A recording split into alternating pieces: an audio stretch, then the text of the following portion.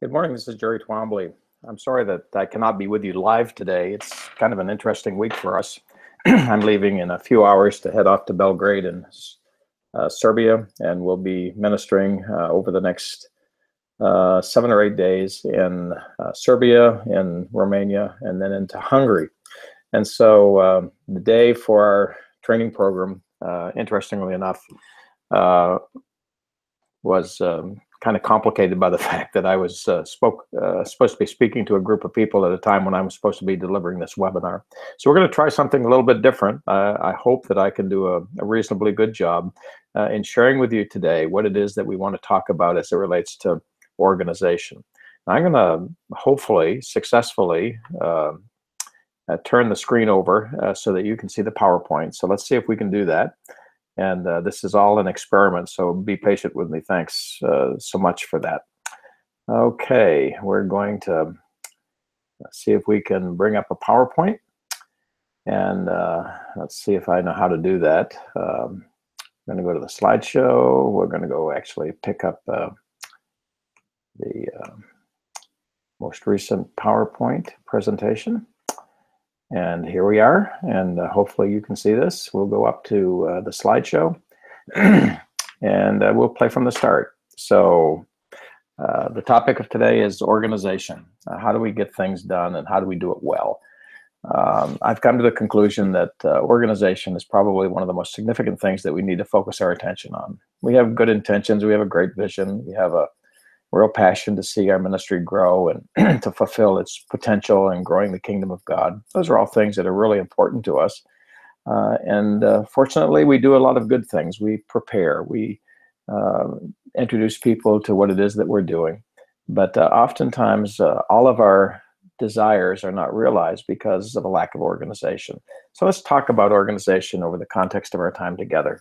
First of all, let me begin again by welcoming you to our session.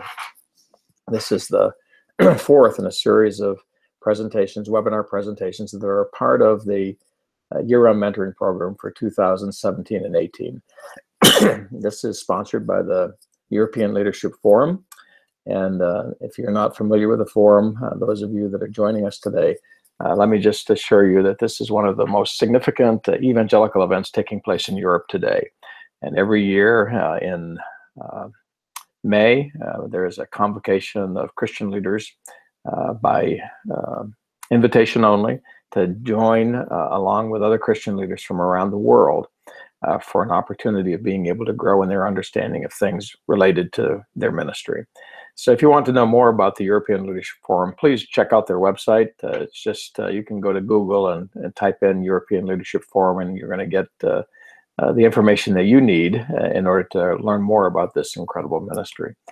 There are a few reminders for those of you that are part of the year-round mentoring program this year. And if you want to know more about the year-round mentoring program, we're going to give you a means of being able to learn more so that you might perhaps join us as a part of this ongoing program of training that's made available through the forum.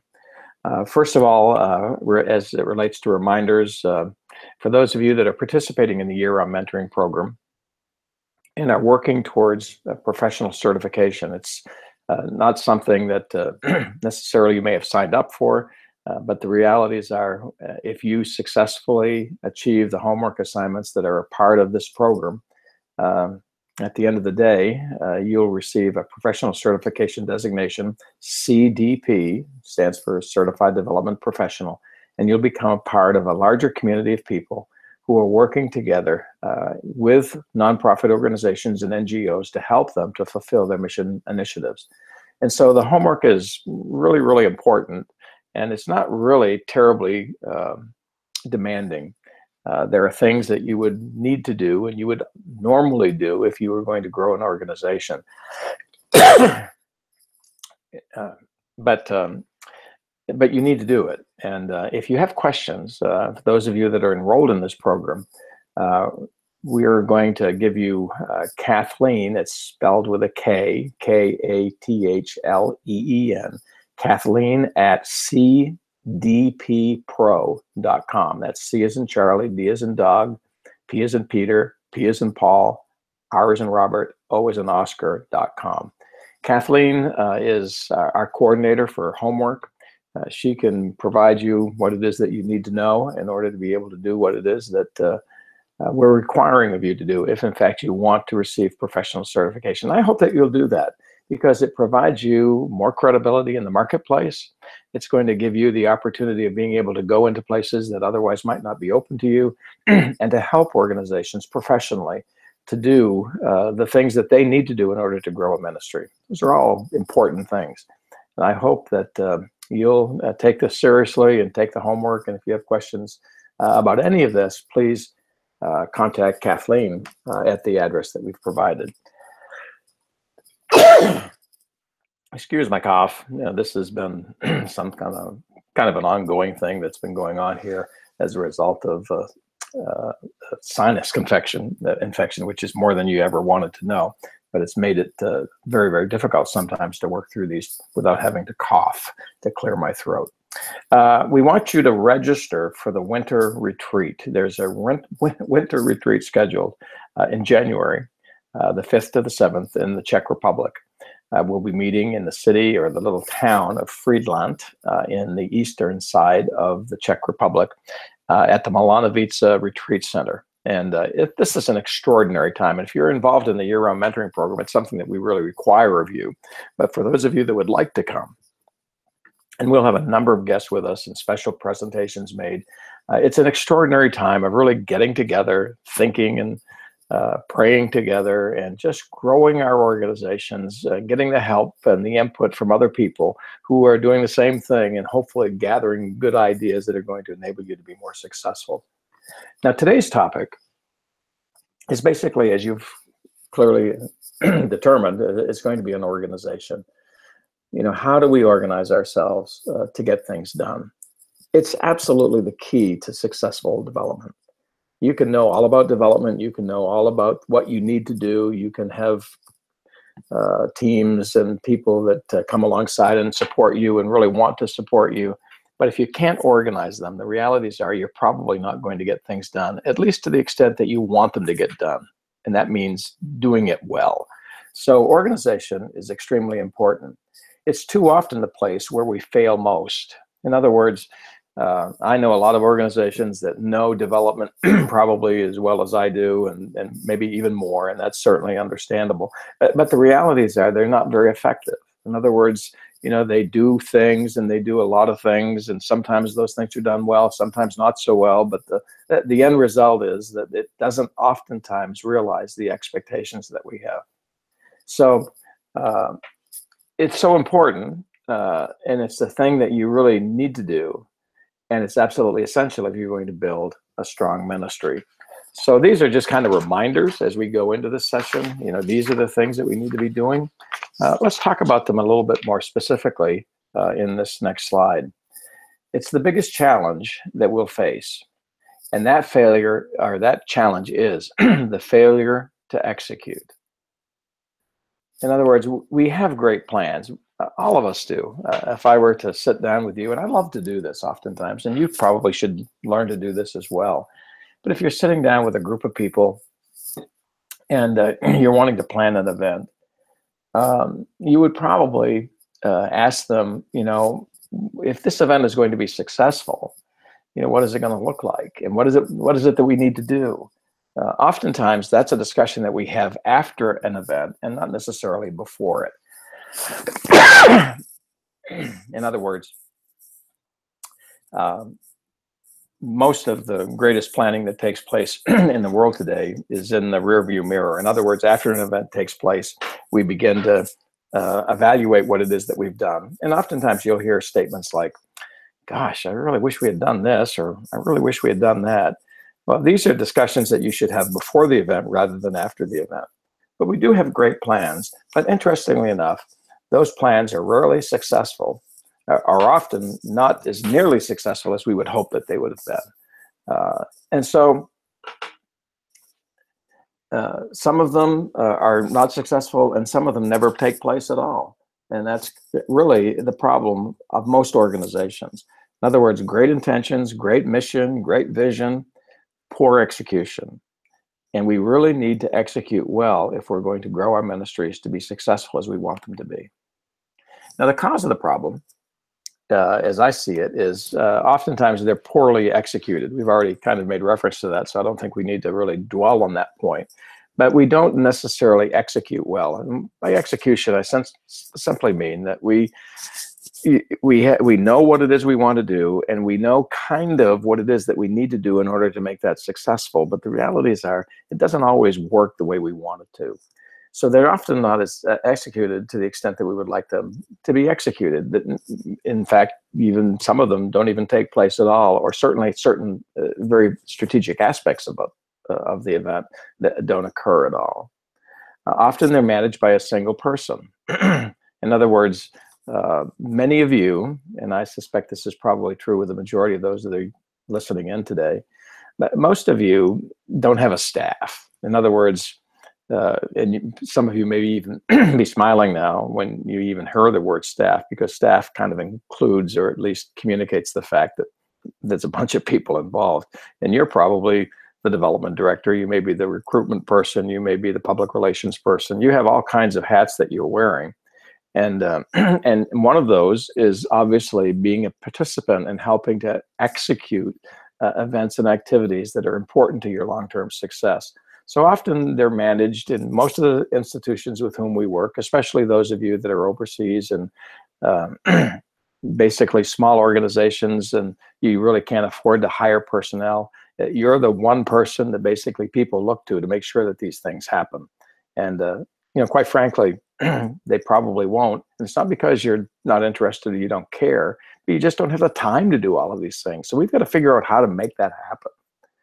Sometimes the things that we really wanted to do are never done because we have too much other things. There are too many other things that we need to get around to doing. And so we, kind of say either we're going to do it rather mediocre, we're not going to do the best job that we could, or we don't do it at all because we don't have the time and the resources to be able to get it done. So let's talk about the role that you play. I think this is a nice illustration. You wear many hats. Some of you are wearing a public relations hat. Some of you are wearing an organizational hat. Some of you are wearing a database management hat. Some of you are doing a strategic planning hat. And maybe you're doing all of those things. It can be pretty frustrating, can't it? So the majority of us really do wear many hats. We've got all kinds of responsibilities. In my work, I do training programs, and then I coordinate strategic planning for a lot of organizations around the country and around the world. We do a whole lot of other things. And so we've got all of these hats. We've got lots of things that we're really interested in, but there's only one of us. And the key to really succeeding in development is really learning how to leverage ourselves to grow the kingdom of God. We really need to figure out how we can take what it is that we have, which is limited. We have limited time, we have limited capabilities, we have limited resources. All of those things are true. And we wear all of these hats, but we've got to figure out how do we do what it is that we want to do and get as much out of what it is we're capable of doing as we can. That's really an organizational issue, isn't it? So you are responsible in many instances for development. Now, development is a word that we use to basically explain the role that we have in growing or developing an organization. And you're probably responsible for development. Now, you may be responsible for a whole lot of other things as well. And I think we make that point here in this next statement, that a large number of other responsibilities are included in the things that you do. And that creates, obviously, challenges and problems. So we're left to determine priorities. And we all know about that. There's a lot of things to be done. And we need to ask ourselves, well, what needs to be done? And of the things that need to be done, and oftentimes there's a lot of them. You might sit down sometime, after the session and begin to write down all the things that you're responsible for. And then, put them in some kind of a sequential order in terms of their prioritization. Which are the most important things that we need to do? And then where do we feel most comfortable?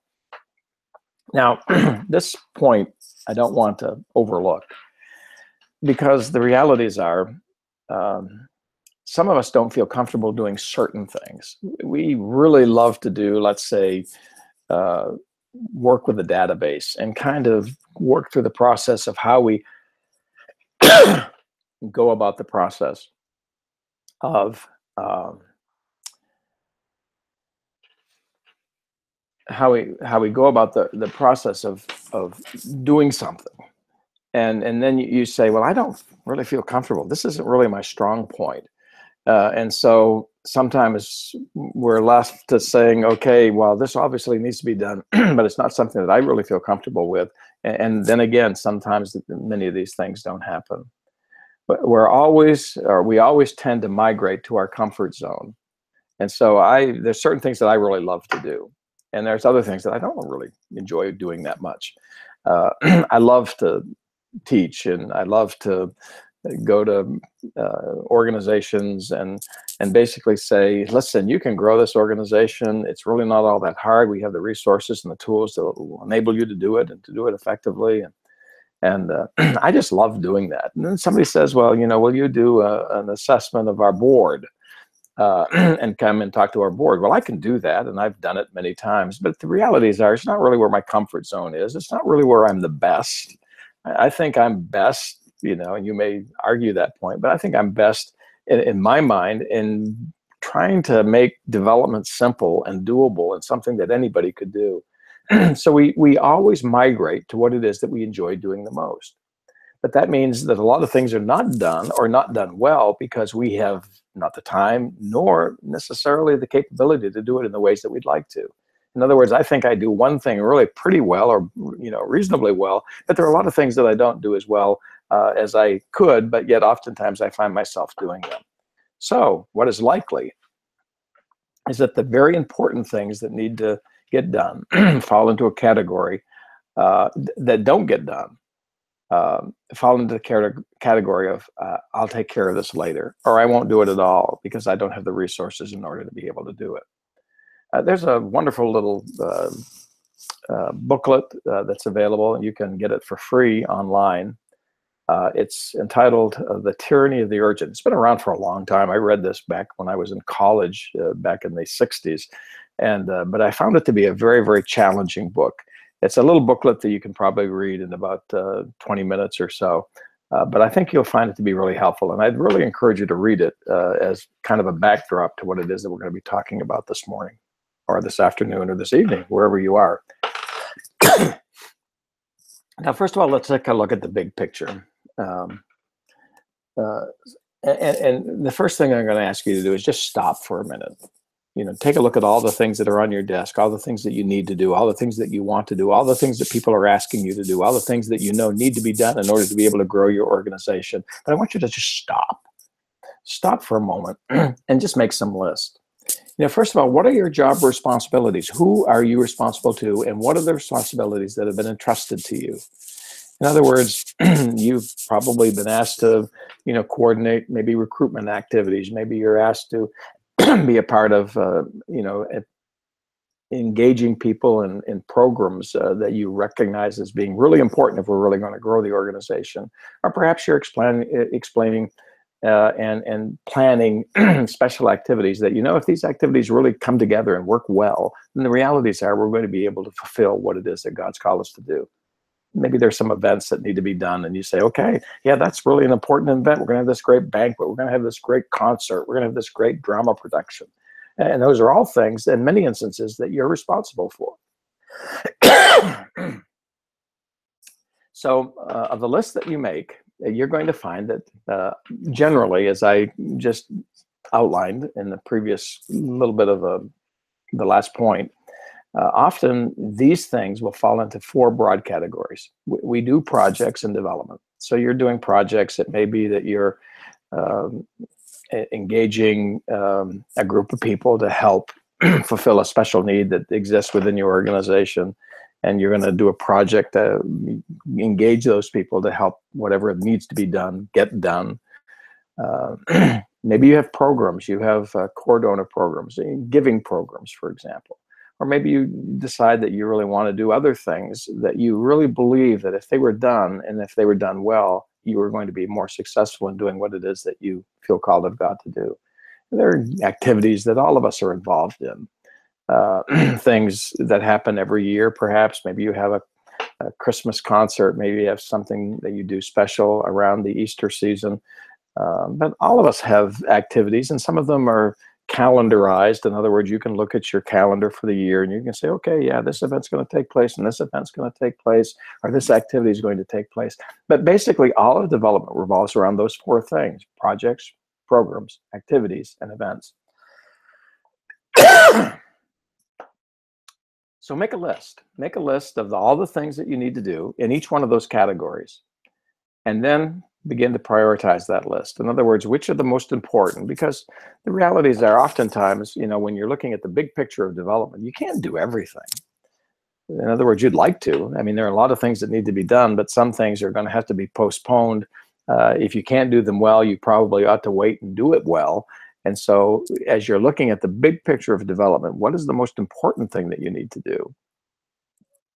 And then how do we go about exercising that?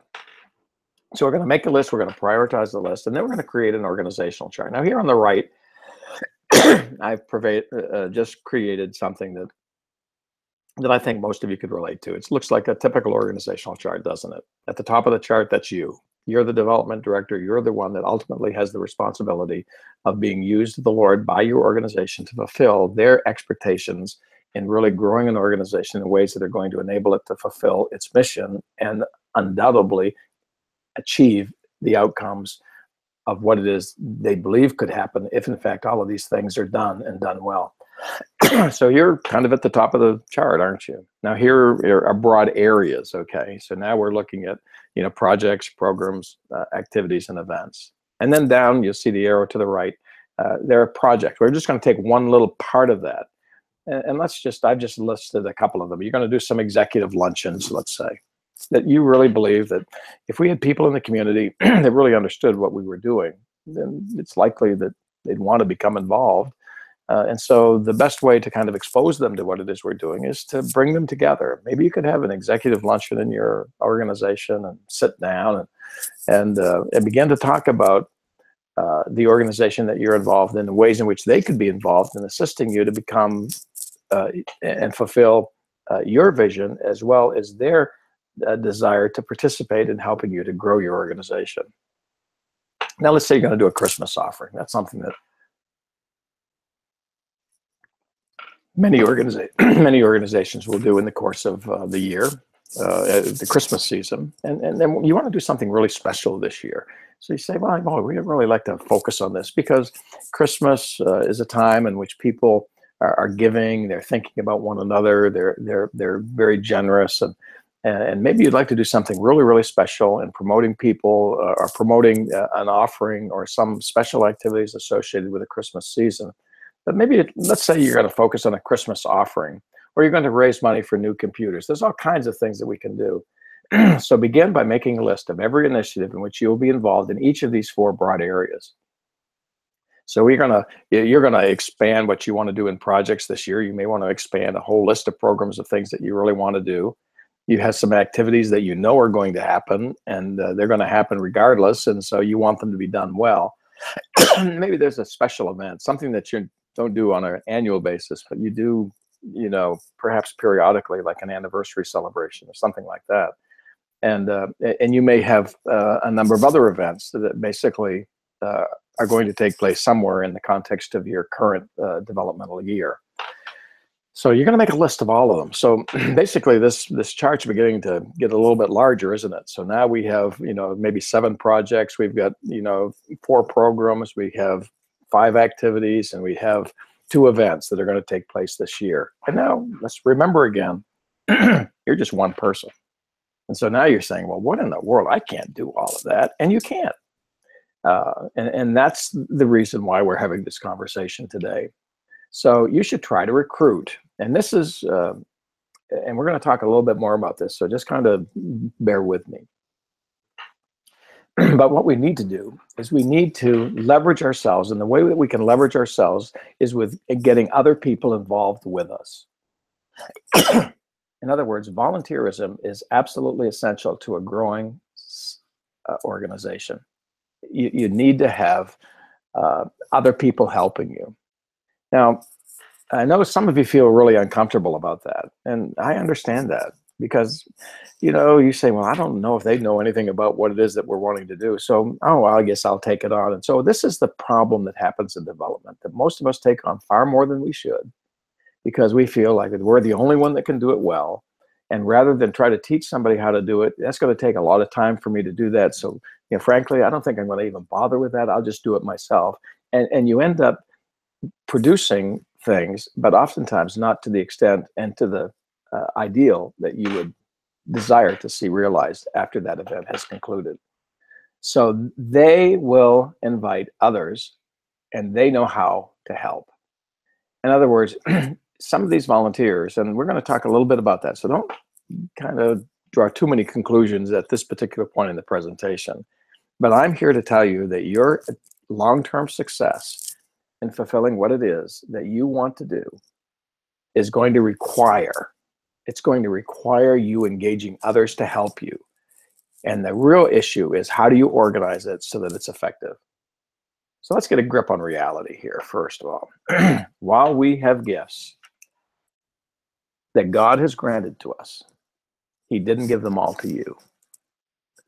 Now, I don't mean to be in any way demeaning, but the realities are, you are gifted. We are all gifted. God tells us that in Romans chapter 12, where Paul writes to the church at Rome and says that we all have been given gifts that are given to God, and he gives those gifts for the purpose of us using those to further the cause of the kingdom of God.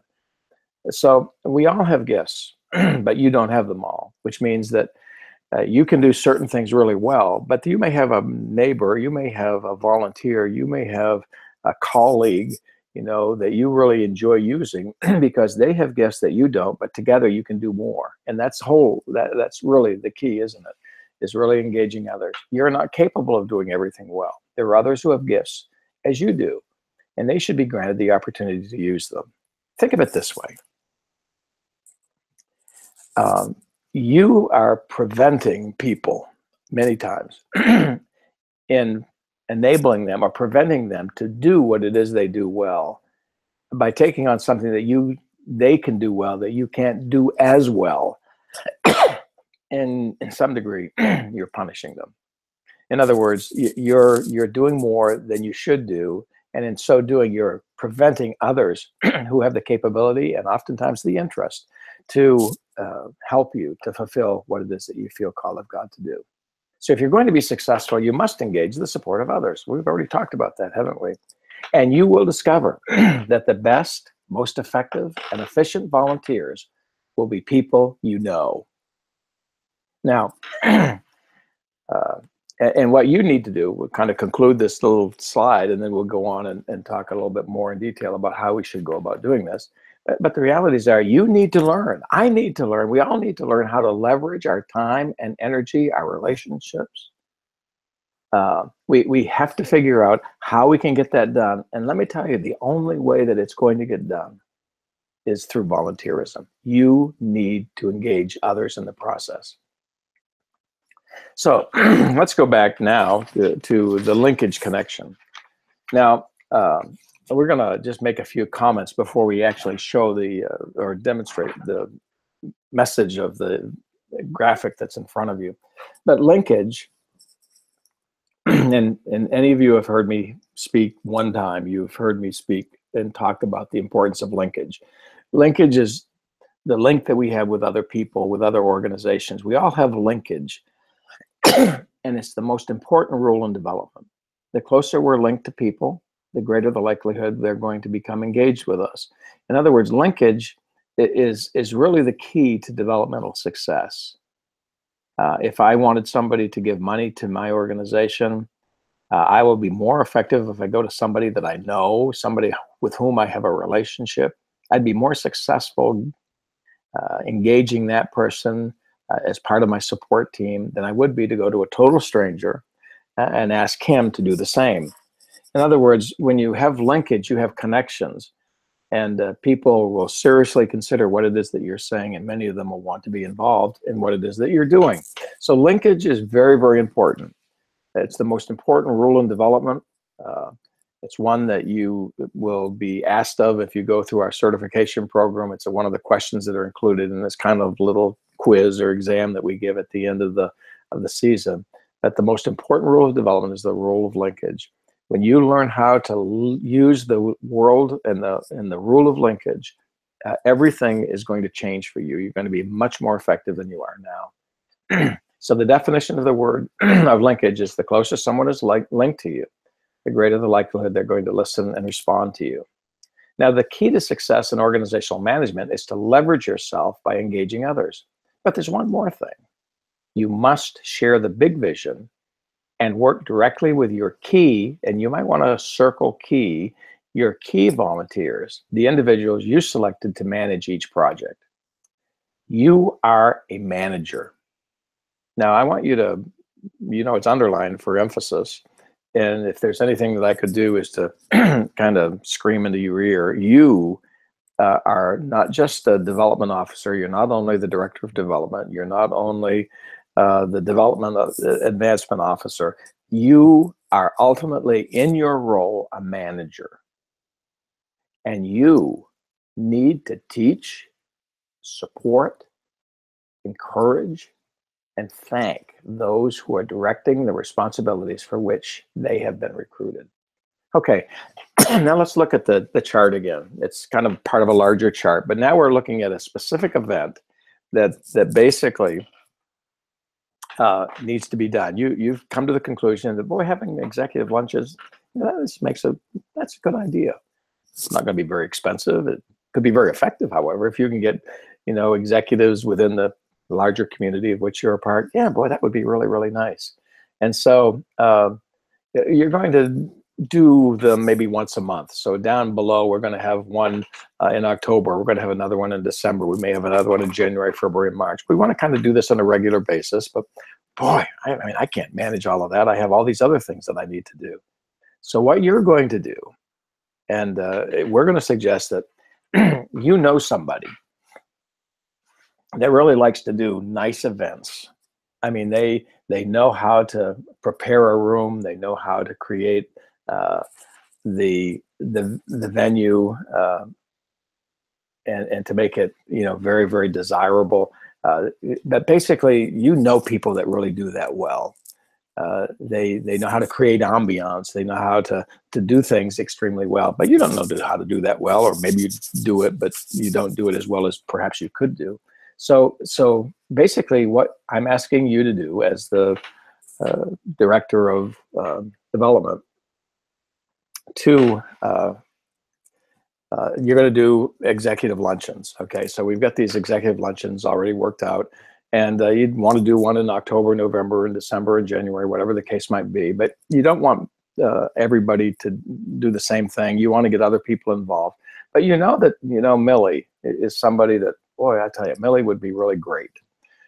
Millie does these things all the time. I've been to some events that she's been involved in and has planned, and boy, she is really, really good at this. And so you go to Millie, okay, as the development officer. You go to Millie and you say, Millie, I'd like to do a banquet in October, and I'd like you to help me because I've seen you do this. I know you do it exceptionally well, and so forth. And so I'd like you to do this. And so Millie says, yeah, I probably could do that, but I don't have that much time. And I say, well, here, let me share with you our vision, what it is that we want to do.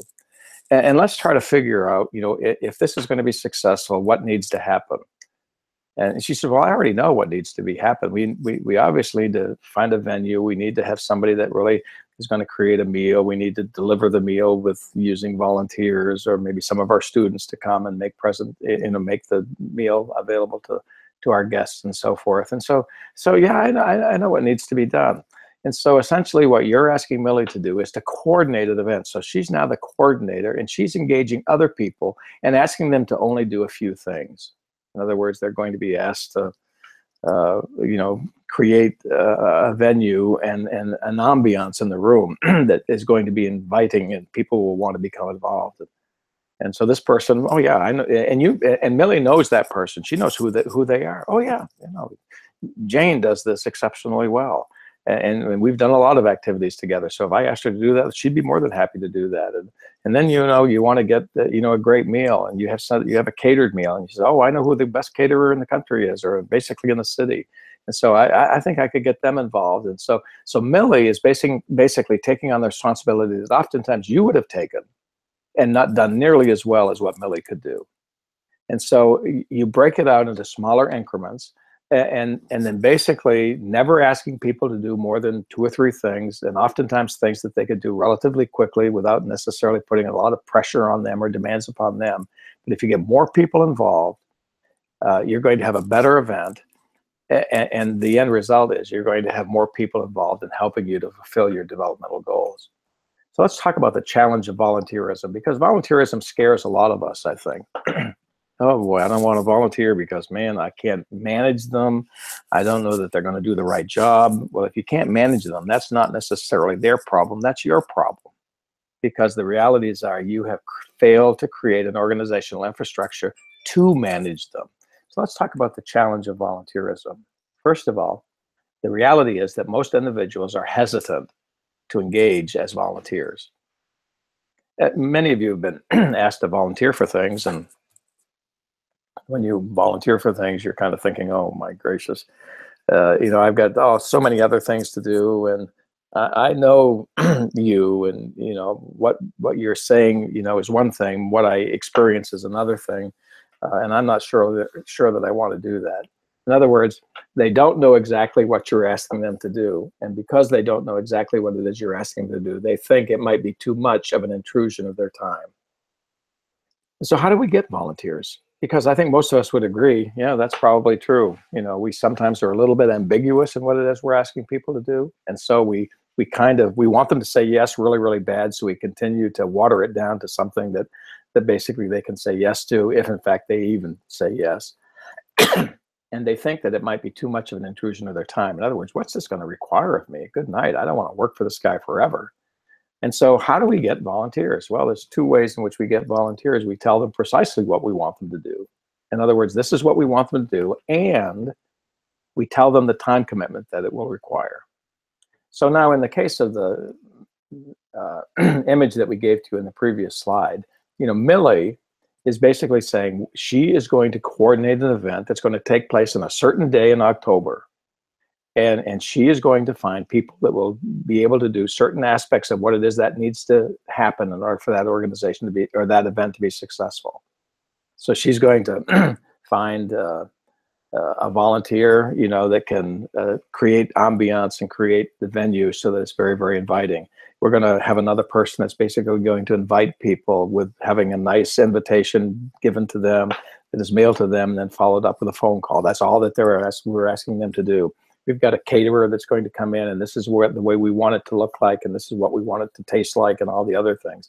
And so, but for them, for the caterer, that's an event that's going to take place on a certain day, and when that event is done, he's done.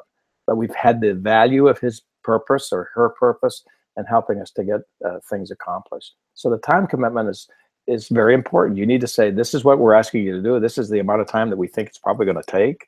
Maybe 2 or 3 hours to get this done. Well, most people will commit to a 2 to 3 hour commitment where they'll not commit to a major commitment they think is going to last for the rest of their lives.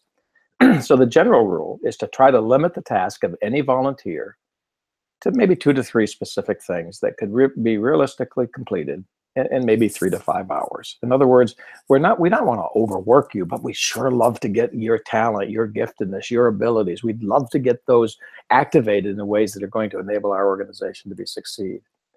And the point that you need to remember here is honor your commitment. In other words, if you said to somebody, this is not going to take more than 3 to 5 hours, you don't want them to be left with a 48 or a 5 hour or 3-day commitment and then resent the fact that you asked them to do, because what's going to happen in reality is that when you ask them a second time, they're obviously, or most obviously, will say no. And then when they do something really well, then praise the success. And the realities are they're helping you to get done what it is that you need to get done. And that is going to enable you to be successful. So why is this so important? Well, first of all, you're going to get more done. In other words, all of these things now that seem to be overwhelming, as we were kind of putting our list together earlier in the session, all of these things that seemed overwhelming don't seem to be all that overwhelming anymore. So you will get a lot more done. And then those who participate with you, and this is a kind of a subtle thing, but it does happen. But those who participate with you begin to understand the mission of your organization. In other words, this is, we're going to have an event, but this is a part of a larger program that we have in order to be able to grow our organization so that it's going to be more effective in fulfilling what it is that it's been called of God to do. So these people that are doing a function now begin to understand that, we're doing this for a purpose that basically yields to another thing that basically is going to enable us to be greater and better at what it is that we do. You've fulfilled and appreciated partners and always become donors, and that's not just money. In other words, fulfilled and appreciated partners, those people that have had a great experience, become partners. In other words, they just kind of join with you. And they may never, ever give a gift to you. And that's okay. They have given you a gift. They've given the gift of their talent, their abilities, and they will become extremely engaged with you in the future. In other words, fully and appreciated partners always become donors. But that doesn't mean that they're always giving money, or they may not give money at all, but they always are giving to the organization because they realize the value of the organization and what it is doing and the impact that it's having on the lives of others. And so now you're free. Circle that, why don't you? You are free to do what you were hired to do, and that is to direct a comprehensive development program. That was the challenge that was given to you. And so while you are accomplishing much more, you are building a solid infrastructure that will enable your organization to achieve its mission and vision. Now, this is obviously an abbreviated program. But basically, hopefully, you're getting the drift of what it is that I'm really wanting to communicate to you. In other words, you have a position, you have responsibilities. The responsibilities are far more than your capabilities of being able to do it because of time and resources. And so in order to be able to grow your organizations in ways consistent to your desires, the realities are you must engage volunteers, but you must engage them strategically.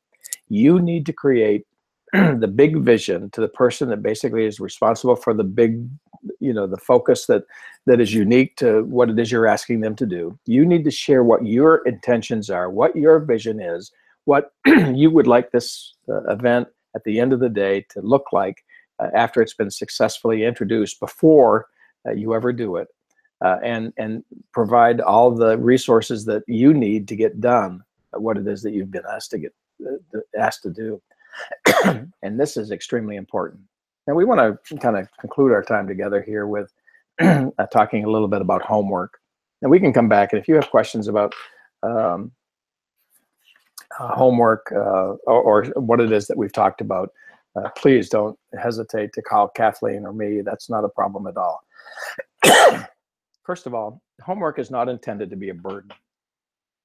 We're not here to create more work for you that basically is useless and not of any value.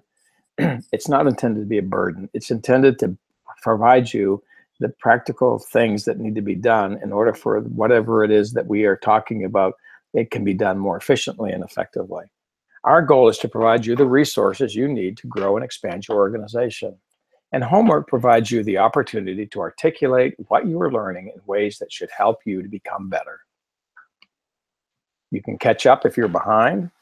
And if you have questions along the way, or special requests or things that you would like to get more clarity on, then just contact Kathleen Young. Her email address is here on the screen, kathleen@cdppro.com, and she'd be more than happy to help you work through whatever it is that you're needing to do.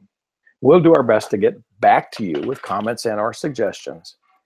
And if there is a related exercise that might be of greater value than what we are suggesting, ask Kathleen.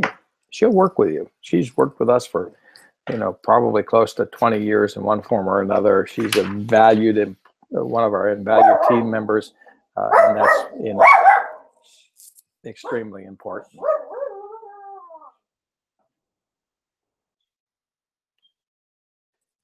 Now, the reward for this is obviously graduation. And if you complete the professional certification program, then you will be certified. You'll receive a diploma that basically communicates to others and to you the fact that you have successfully completed a professional certification program that makes you a professional, where you can go not only help your organization, but other organizations as well. You get cards that basically have CDP after your name, which indicates that you are a certified development professional. This is part of the mentoring class of 2017. All of these people basically represent organizations. In just looking at those that are in front of me, there's somebody here from Spain, somebody from Serbia, somebody from three guys from Ukraine, one from Finland. I mean, another one from Czech Republic. I mean, these are people in Romania. These are people that are basically a part of our team that grew from last year's program. So that's the reward. Here's the homework assignment. Okay. And the guy, with a homework assignment is beginning to think this is overwhelming. But identify a special project, anything that you want to do this year. And this is really an easy assignment. What it is, and what we want to know is, what is it that you will be doing? What objectives are you seeking to accomplish? What are the outcomes you hope to achieve? Now, in relationship to objectives, in other words, you're going to have a banquet. Okay, that's one thing, and you want the banquet to be a nice experience. But don't forget that third bullet point and that point. What are the outcomes you hope to achieve? In other words, if you were to look back, or look forward, you're going to have this executive luncheon. And what is it that you would want them to walk away with? What would they know differently that they don't know now? You need to write that down and be very, very specific about it, because when you have specificity, you're going to get objectivity. Prepare an organizational chart for the project, and then send it to Kathleen by October the 31st. That's kind of the goal. Now, one final thing before we end up here today. The Midwinter Retreat. This is a great event that happens on the right there. You see the Milanovica Event Center. It's in the beautiful area of the Czech Republic, near the little community of Friedland. And so Friedland in the Czech Republic is available. You can get there through rail. The nearest airport would be Ostrava. The next nearest airport would be Prague, maybe Krakow, and Katowice. So those are the potential places where you could land. All of those within 3 or 4 hours. Strava, just a short train ride up to Friedland, and we can make sure that you get, or we transport you to the Milanovica Retreat Center, which is just a few miles away from there. We're going to begin the session on 8:30 a.m. on Friday, January the 5th. The conference will end at 4 p.m. on Sunday. The inclusions, everything, we have a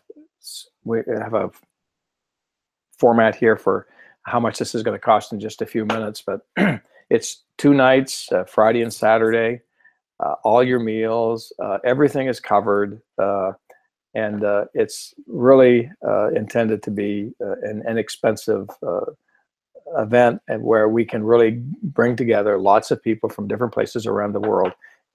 We can grow in our understanding of development, at the same time share with one another things that you're doing that an organization might be doing better than you. So the interaction that takes place within these conversations and these 2 days is really quite extraordinary.